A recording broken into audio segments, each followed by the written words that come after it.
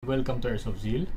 So, kita nyo naman ang topic natin today is ano nga ba ang airsoft gun? Okay, balik muna tayo sa umpisa para sa mga newbies, sa mga gusto magsimula, sa mga starters, mga magsisimula pa lang.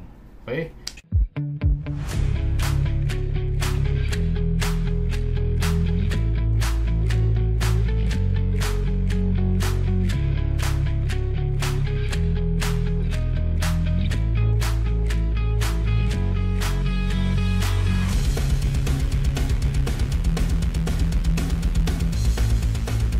So kung kayo ay naglalaro na, pwede nyo nang i-skip yung video na to. Okay? So ito ay para sa mga newbies. Okay? So umpisa muna tayo. Ano ba ang airsoft gun? Okay? So what is airsoft gun? Okay, yung airsoft gun, kaya naman siya ginawa ay to replicate kung ano yung tunay. Okay? So replica siya ng tunay na baril. Okay? So bakit kailangan mag-replicate ng tunay na baril? Baka tinatanong nyo. Okay? So nire-replicate nila yung tunay na baril kasi unang-una ginagamit kasi siya dati for military training, mga tactical training. Yan. Tapos sumunod na yung sports, naging sport na siya. Okay? Pero umpisa, unang-una talaga yung military training. Kasi syempre kesa naman paggamit nila yung tunay, okay, mas maganda na airsoft na lang ang gagamitin. Okay, so kasi unang-una ang airsoft non-lethal. Okay, kung may madisgrasya man, hindi ka 50-50. Okay, so yun na nga.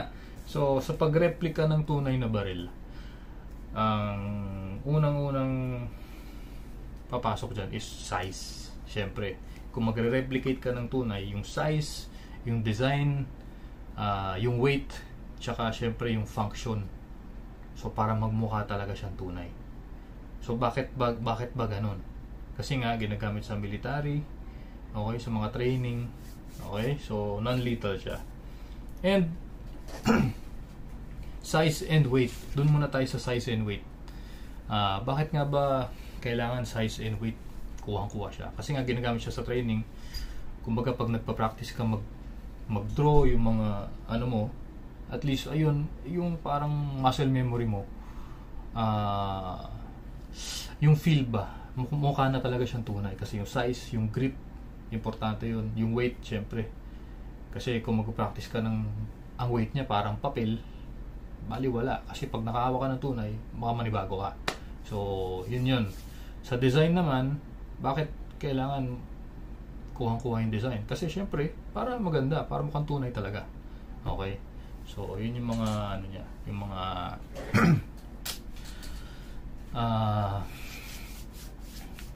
basta. Okay? Kalimutan ko na. So, huling-huli yung function, di ba? Yung airsoft, nireplika nila yung tunay na baril kasi yun, sa function, para yung function niya para mukhang totoo sa baril, di ba? Napakita ko. Okay, so ito airsoft. Okay, so sa tunay, ang kailangan mo lang doon is gunpowder. Okay, gunpowder, bala. Yun na yun. Pagkasama na yun. Okay, sa airsoft, ang kailangan mo, syempre, yung gas, tsaka yung bibis, yung bala. Okay, so sa tunay, for example, ito yung tunay,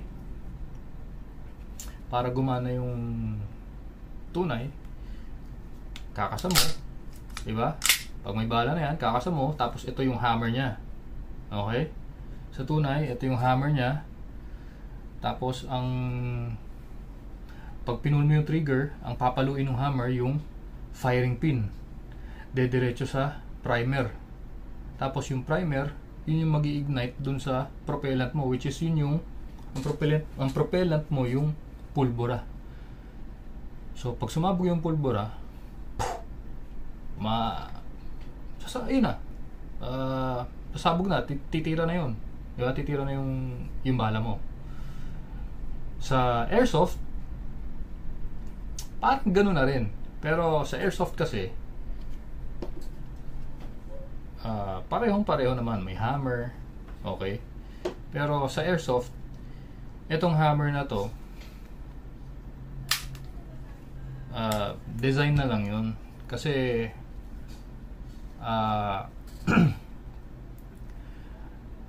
wala namang pinapalo to eh. Di ba? Parang wala namang pinapalong firing pin to eh. So, ang pumapalo, ito yung magazine. Okay? So, sa airsoft, ang pinapalo niya, hindi yung hammer, yung valve knocker ang tawag doon. So, ang valve knocker, makikita mo siya sa loob dito banda. Okay? Dito banda siya sa loob. Kasi, dyan yung magazine, di ba? So, ito, dito siya banda. Wala siya dun sa taas. Wala siya sa may slide. So, papaluin ng valve knocker to. Tapos, lalabas yung gas. Andito na kasi yung parang propellant mo, yung gas. Sa airsoft, ang propellant natin yung gas. Okay? So, papaluin ng valve knocker to. Magre-release ka ng, kita ba? Ayan, magre-release siya ng gas dito. Pag na-release na ng gas, yun yung tutulak dun sa bibis. Okay? So, ganun siya. Parang parehong yung function niya kasi parehong may hammer na mga ganun, pumapalo. Tapos, yung propellant, meron din silang propellant. Sa atin, sa airsoft, yung gas. Sa kanila yung pulbura. Sa tunay yung pulbura. So, yun ang difference nila sa function. Pero, pareho silang may blowback. Okay? For example na lang ito. Alright. Yan. Walang bala to ha. Okay? So, pareho silang may blowback. Okay? Pupull ko yung trigger. Makikita nyo yung blowback. Ayan o. Ayan. So, yun siya. Pareho siyang may ganun. So, automatic na siya. Okay? So, yun nga. Sana medyo nagkaroon kayo ng idea sa mga newbies kung ano yung pinag-usapan natin, kung saan nanggaling yung airsoft, kung bakit siya ni-replicate, kung saan siya ginagamit. Hindi lang siya ginagamit sa sa military training, sa mga kung ano ng training regarding sa baril.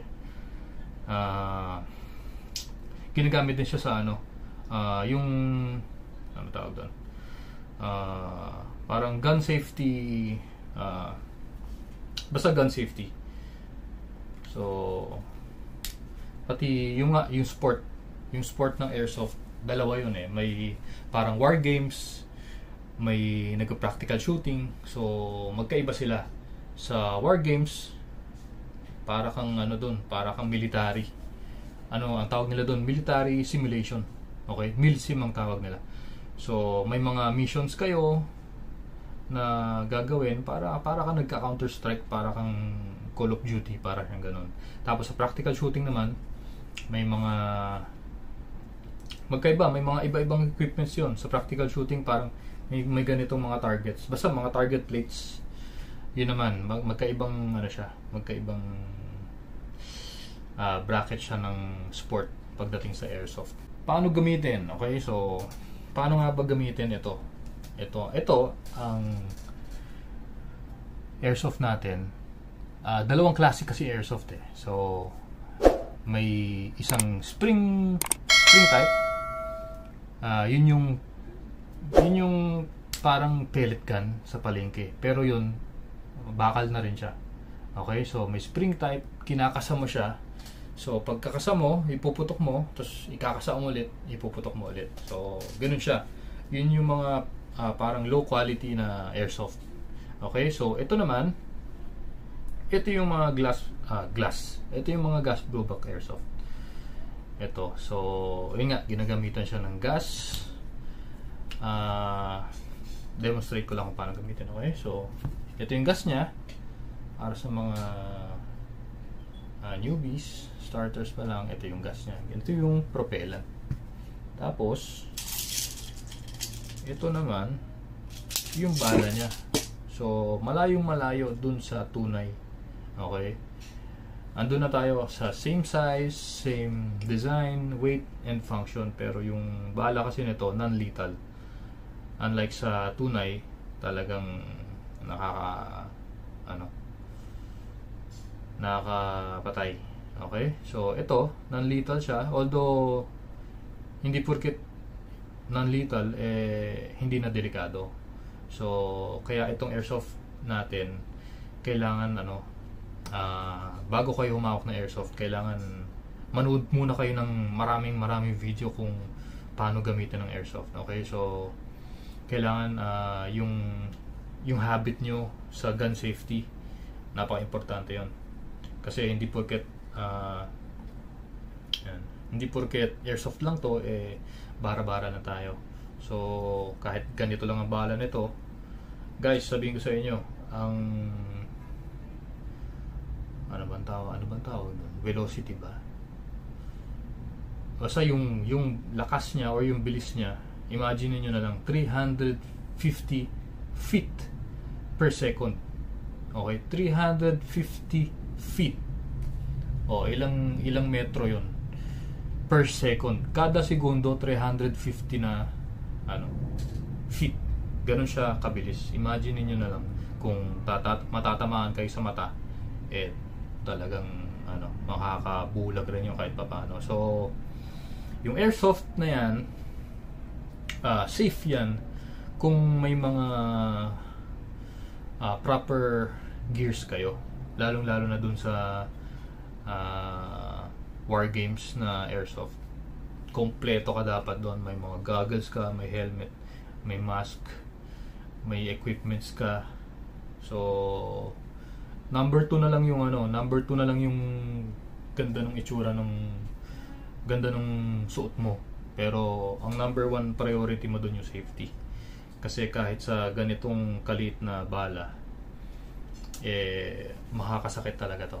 Okay? So, kailangan bago kayo mag-umpisa, alam niyo yung safety procedures, yung habit nyo. Gawin nyo ng habit talaga na yung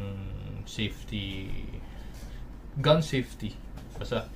So, dito muna tayo. I-demonstrate ko lang kung paano gamitin. Okay? So, ito yung magazine niya. Okay? Nasabi ko na kanina na ito yung pinapalo nung valve knocker. So, pinapalo niya to. Medyo matigas to kasi may laman na to eh. So, ito. Pakita ko pag pinalo ng valve knocker to,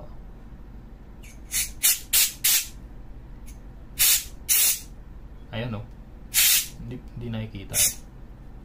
So, lalabas yung gas dito. Okay? So, pag lumabas yung gas dyan, yun yung propellant niya para sumipa dun sa BBs para pumatok. So, yun siya. Okay? So, ganun gumagana yung airsoft. Tapos, dito tayo maglalagay sa inlet dito sa valve na to. So, ang tamang paglagay, okay, ganito, upside down. Kasi kung isi-shake nyo tong bote ng green gas natin, para may liquid sa loob eh. So, okay, so kailangan, syempre, kung liquid to, which is parang liquid nga to, okay, dapat nandito sa baba. Kasi kung nakaganito kayo maglagay, ang may lalagay nyo, hangin. Okay, so importante na alam natin tong mga ganito. Kasi basic lang naman to pero mahalaga. So, ito maglalagay na tayo ng gas. Shoot lang natin dito. Pero make sure lang na yung dulo nito nakashoot dun sa mismong valve. Okay, hindi siya akala nyo kasi minsan nakashoot na pero hindi eh. Pag ginalaw nyo yan, ayan o. May space pa siya. Nagagalaw nyo. So, para maalaman nyo kung na-shoot na, tignan nyo na maigi. Tapos, ayan, hindi na siya masyadong gumagalaw. Ibig sabihin nakashoot na. Okay? So, paglagay ng gas, upside down na ganyan. Tapos, pre-press nyo. Siguro mga ilang segundo lang. Ayan, pwede na yan. So, minsan may sumisingaw. ayusin nyo lang yung pagkakatutok. Okay, so sa ngayon pwede na to, siguro putok lang tayo ng ilang onte. Tapos ito merong hihilahin nyo to, ayan o. Ito, hihilahin nyo, kita nyo para may bumababa. Okay, so basta ito hihilahin nyo yan, ayan o. Tapos dun tayo mag shoot sa ilalim kasi yun yung maluwag yung na ano yung parte. So dapat nakaganyan kayo para pag nag-shoot kayo ng bibis,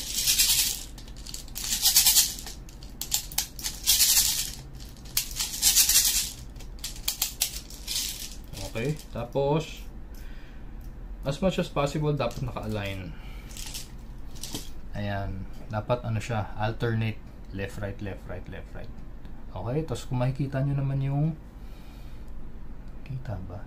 Kung makikita nyo yung pellet follower, para siya nakaslant. Okay, so depende sa unit kung saan siya nakaslant eh, kung sa left or sa right. Pero kung saan man, dapat make sure nyo na ganyan ang itsura niya. Okay, naka siksik siya, parang ganon. Okay, so testingin na natin to. May gas na to. Okay, so sa pagsalpak ng magazine, medyo lakasan nyo para hindi siya malaglag pag kunyari, kasi minsan akala nyo na shoot na eh, pero pag pinutok nyo sa lakas ng vibration, biglang kakawala. Okay, so always, ayan, trigger finger nyo dapat nakalabas palagi yan, dapat palagi dapat masanay kayo ng ganyan. Okay, so yun yung sinasabi ko na safety natin pagdating sa baril. At siguraduhin nyo na yung may laman man to o walang gas na laman o walang magazine, walang laman yung chamber. Siguraduhin nyo palagi na nakatutok to sa safe direction. Okay, so dun palagi sa walang tatamaan na hayop, na tao, at kung saan man may masisira or masasaktan. Okay, so yun yung pinaka-importante dito. Okay, ayan, pakita ko lang unit nyo. This is WE-T-Rex High Kappa na silver. Itong unit ko, personal unit ko to, ito ay full auto. Okay, so explain natin mamaya yung full auto tsaka yung semi-auto. Okay, so yan siya. Then sa pagkasa, akin nyo lang yan, tapos bibitawan nyo lang. So ayun, makikita nyo na yung bibis, di ba? So ayun na yung ano niya, doon na siya papasok sa may inner barrel, sa chamber. Okay, so ito yung loading nozzle. Pag binitawan ko to, itong loading nozzle, tutulak niya tong bibis na nasa ilalim papunta dun. Okay, so pakita ko ulit ha. Babitawan ko muna, okay? Tanggalin ko yung magazine, tapos papakita ko sa inyo yung bibis kanina nasa ilalim, diba? Ngayon andun na siya. Ayun na siya, nasa loob. Ibig sabihin, ready na yan. Kumaga pag nirelease ko tong slide, itong loading nozzle, hindi kita. Sana ba? Basta itong loading nozzle, mapupunta yan dun sa likod nung BB. Okay? So, dyan lumalabas yung gas na itutulak ng magazine. Ganyan yan, di ba? So, nakaganyan yan. Lalabas yung gas. Pag lumabas yung gas, ito, pag lumabas yung gas dito, sa gas route, papasok siya sa loading nozzle, tapos itutulak niya yung gas doon sa bibis. So, yun na yun. Yun na yung function niya. Okay. So, balik ko na yung magazine. Testing na natin to. Okay. Ano ba FPS nito? Matagal ko na hindi nagagamit yung unit nito. Pero ito. At higit sa lahat, wait lang. Huwag nyo kakalimutan to. Since nasa tayo, indoor. Yun nga, sabi ko, hindi porket non-lethal to, hindi na makakasakit. Isipin nyo na lang kung gaano kalakas yung FPS nito. Pakita ko sa inyo, okay? So, firing muna tayo. Wait, papakita ko lang. Ito pala, Nakalimutan ko. Ito ang safety natin, guys. Ito yung safety lever. Okay? So, pag nakaganyan, ready to fire na yan. Tapos pag nakaganon, naka-safe mode. Okay? So, paano ba yung naka-safe mode? Yung safe mode, kahit na kalabitin nyo, wala. Okay? So, mayroon pa tayong isang safety ng safety ng unit, which is ito, yung grip safety. Okay? So, naka-rest sa palm nyo yan bago kayo pumotok. Pero kung hindi nyo inaano yan, hindi naka-grip yan.